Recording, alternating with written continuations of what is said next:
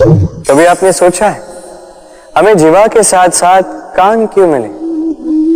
अब आप कहेंगे सरल सी बात है, ताकि हम बात करने के साथ ही सुनना भी सीख लें। अब इसका एक और तात्पर्य है। पहले मुझे बताइए, स्वयं की प्रशंसा सुनना किस किस को अच्छा लगता है? सभी को अच्छा लगता है। अब यही है सार। यदि इन कानों से आप स्वयं की प्रशंसा सुनना चाहते हैं तो सर्वप्रथम इस जीवा से दूसरों की प्रशंसा करना सीखें। अब प्रशंसा के विषय में एक अत्यंत महत्वपूर्ण बात आपको बता देता हूं। कभी किसी की प्रशंसा यदि आप करते हैं तो सर्वप्रथम उस व्यक्ति का उत्साह बढ़ जाता है। तत्पश्चात स्वयं यदि झांक कर देखें तो इस मन में भी संतोष और प्रसन्नता आ जाती है। और एक बार ये मन प्रसन्नता से भर जाए, तत्पश्चात कोई प्रशंसा करे या ना करे, कोई अंतर नहीं पड़ता। इसलिए सदैव दूसरों का मान करें, आदर करें, उनकी प्रशंसा करें, प्रसन्नता बांटें। जिनमें जो भी अच्छाइयां हैं उन्हें बताएं, उन्हें स्मरण करवाएं कि वो भी अच्छे हैं। उनका उत्साह बढ़ाएं, वो जीवन में आगे बढ़ेंगे और ये जीवन आपको कभी पीछे नहीं रहने देगा। क्या आपने कभी दर्पण देखा है? क्या हम में से ऐसा कौन है जिसने दर्पण नहीं देखा? सभी ने दर्पण देखा है, दर्पण में स्वयं का प्रतिबिंब भी देखा है। किंतु किसने सोचा कि उस दर्पण के पीछे क्या है, उस प्रतिबिंब के पीछे क्या होगा? होता कुछ ऐसा है कि उस कांच के पीछे एक धातु की परत चढ़ाई जाती है, जिस कारण से जब हम देखते हैं तो हमें अपना प्रतिबिंब दिखता है। अर्थात कांच को कुछ इस प्रकार कर दिया गया है कि प्रकाश जिस ओर से जाता है उसी ओर पुनः वापस लौट के आता है, तभी वो दर्पण कहलाता है। यही है जीवन का सत्य भी। यदि हम अपना पूरा ध्यान केवल लक्ष्य की ओर केंद्रित करते हैं, यहां वहां नहीं भटकते हैं, तो न केवल हम अपना लक्ष्य प्राप्त करने में सफल होते हैं, बल्कि हम दूसरों का मार्गदर्शन करने में भी सफल होते हैं। तो क्या आप बनना चाहेंगे ऐसा व्यक्तित्व? चयन आपका है। पाना और खोना दोनों जीवन के अभिन्न अंग हैं। हम कुछ पाते हैं, कुछ खोते भी हैं। कुछ स्वप्न साकार होते हैं, कुछ लक्ष्य अधूरे भी छूट जाते हैं। जीवन में होता ही है, हर एक के जीवन में होता है। किंतु जब भी हम किसी से मिलते हैं, हम कौन सी बातें करते हैं? हम उसी की बात करते हैं जो हमने खोया है। स्वयं भी दुखी होते हैं, सामने वाले के मन को भी दुखी कर जाते हैं। इससे कुछ विपरीत करने का प्रयास कीजिए, सकारात्मक बनने का प्रयास कीजिए। ध्यान उसी पर दीजिए, स्मरण केवल उसे ही कीजिए, महत्व उसी को दीजिए जो आपके पास है। जो आपके पास नहीं, उसकी आस में त्रास क्यों सहना? उसी की गिनती कीजिए जो आपके पास आज यहां वर्तमान में। जैसे मैं कंस मामा की गिनती नहीं करता जिन्होंने मेरा बालपन झंझोड़ा। मैं गिनती करता हूं यशोदा मैया की, मेरे बलराम दाऊ की, मेरी राधे की, जिन्होंने मेरा जीवन संजोया। सोच, ये सोच सच बनकर सामने आती है, ये कठोर सत्य है।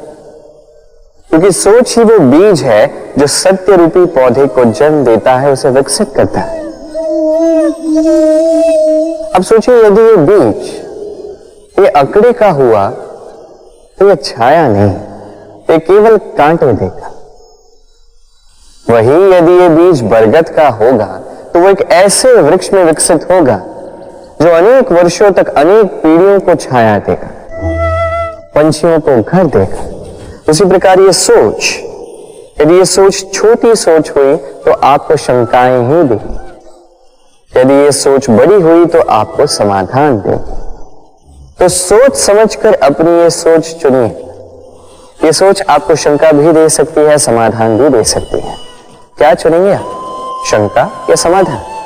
छोटी सोच या बड़ी सोच? चयन आपका है। जीवन और मृत्यु दोनों जीवन के दो अटल सत्य हैं। जिसने जन्म लिया है उसे मृत्यु प्राप्त होनी है, यही नियति। और एक बात है, मृत्यु सभी को आती है, जीवन जीना सबको नहीं है। समस्त जीवन व्यतीत कर जाते हैं किंतु जीवन जी नहीं पाते, समझ ही नहीं पाते करना क्या है। जीवन जिए तो जिए कैसे?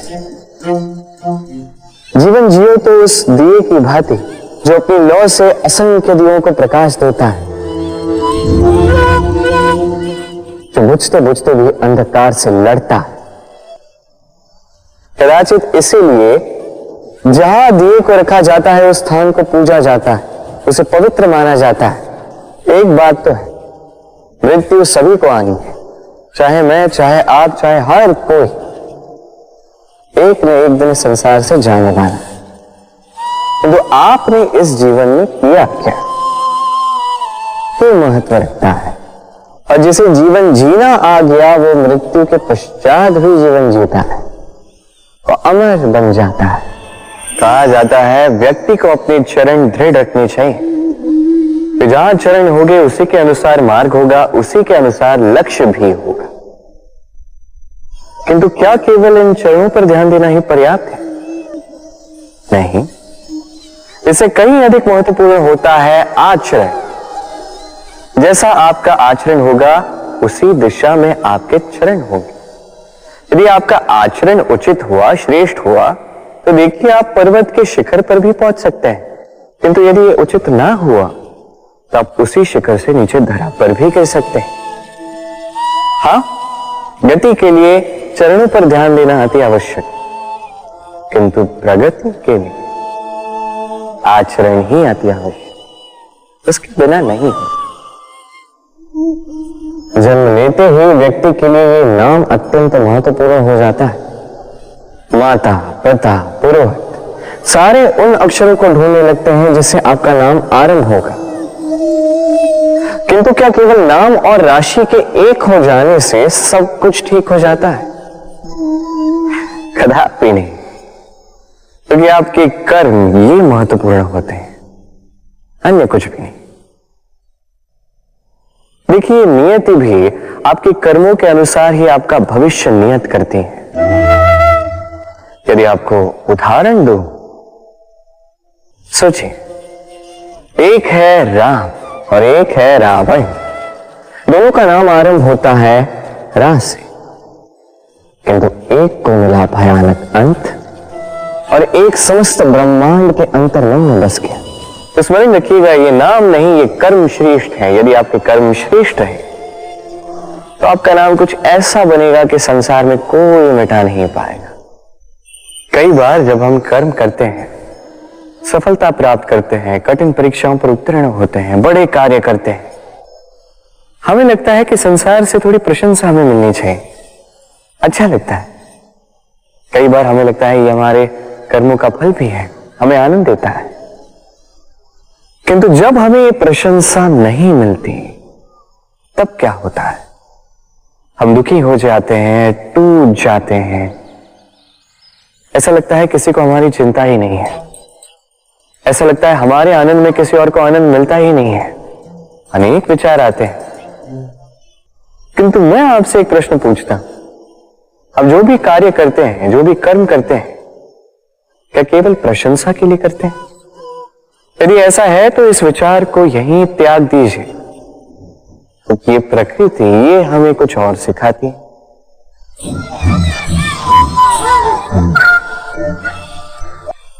इस पुष्प को देख लीजिए, ये सुगंध जो पुष्प देता है, ये जैसे मेरे मन को उल्लासित कर देती है, जैसे मेरे मन में ऊर्जा सी भर देती है, ये सुगंध।